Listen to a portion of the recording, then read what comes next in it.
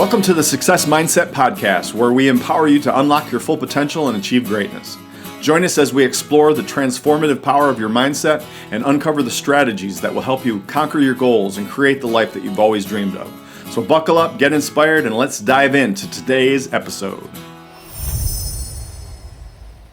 Welcome to the Success Mindset Podcast, the place where business owners and sales professionals and leaders come to grow their mindset, elevate their impact, and lead with clarity and conviction. I'm so glad you're here.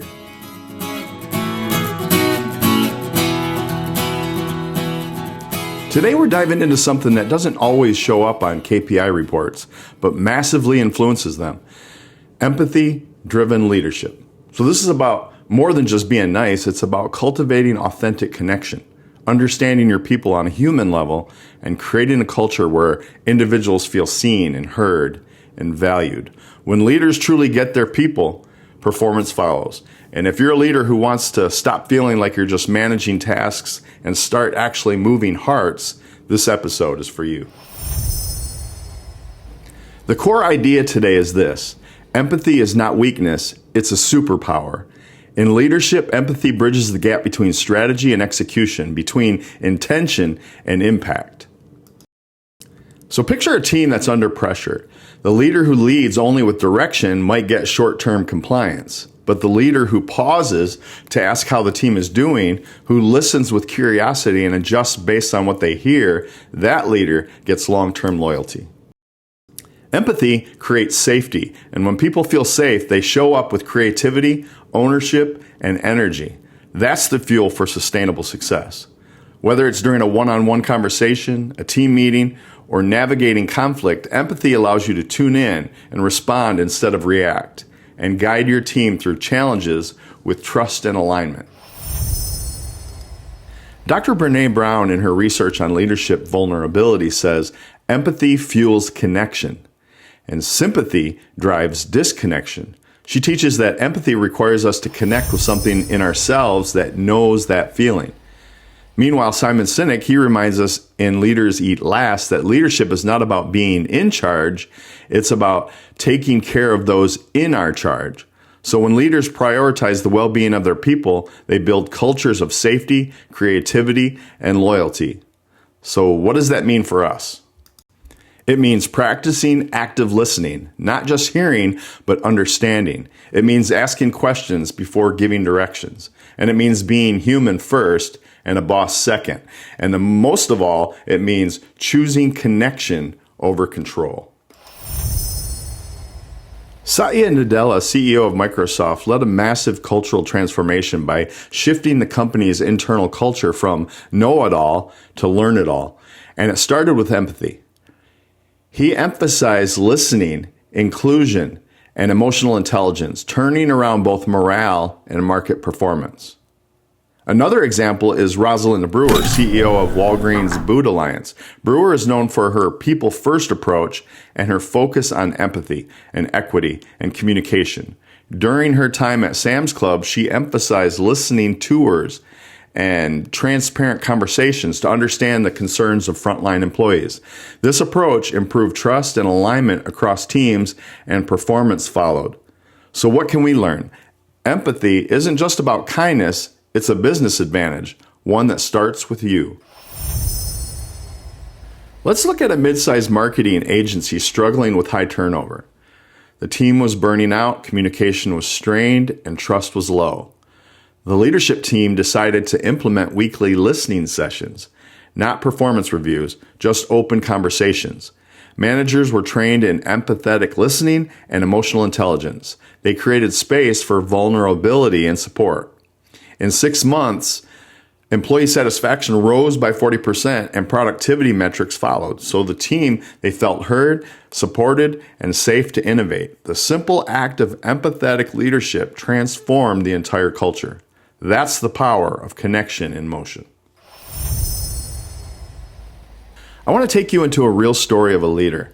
We'll call her Lisa, who inherited a disengaged, low-performing team. Morale was flat, people kept to themselves, and no one wanted to speak up in meetings. Instead of coming in with rules and pressure, Lisa came in with curiosity, She met with each team member one-on-one, and she asked about their goals and what they needed and what was getting in their way. She listened, she followed up, she changed what she could and acknowledged what she couldn't. So slowly things started shifting. People opened up, they collaborated more, they started owning their work with pride. One person even said, "I finally feel like I matter here." And by the end of the year, not only had the team surpassed their targets, they had become known across the company for being one of the most engaged, cohesive groups. What changed? The culture. And that started with empathy. Let's talk about some take-home tricks. Number 1, this week, lead your next team meeting with a check-in question.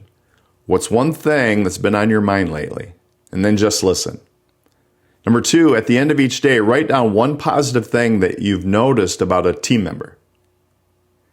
Number 3, replace "they're just being difficult" with "I wonder what they might be navigating that I don't see." And number 4, spend 15 minutes today watching Brené Brown's TED Talk on vulnerability. It's a good one. And number 5, start your next conversation with a teammate by asking, "How are you doing? Really?"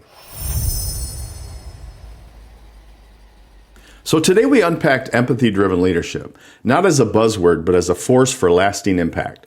We explored how empathy fuels engagement, builds loyalty, and shapes a culture where people thrive.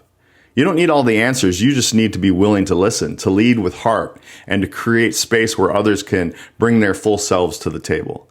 If you practice these small shifts regularly, you're going to start to see powerful changes in how your team communicates and collaborates and performs.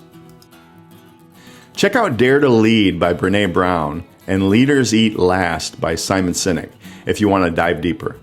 You can also head over to my website, thecoachingforme.com, for leadership tools, mindset guides, and more podcast episodes to fuel your journey.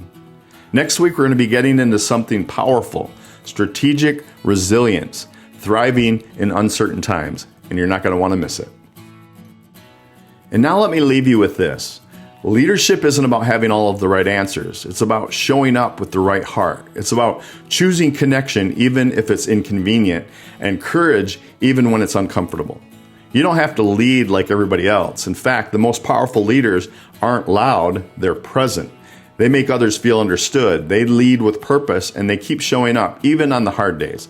So if you've been wondering whether or not you're making a difference, let me remind you, you are. Every time you choose empathy over ego, every time you listen instead of react, and every time you lead with intention, you're creating a ripple that can change your culture and your company and your community. Keep leading with heart. Keep pressing forward with boldness. The world needs more leaders like you. So keep the fire burning, and I'll see you next time.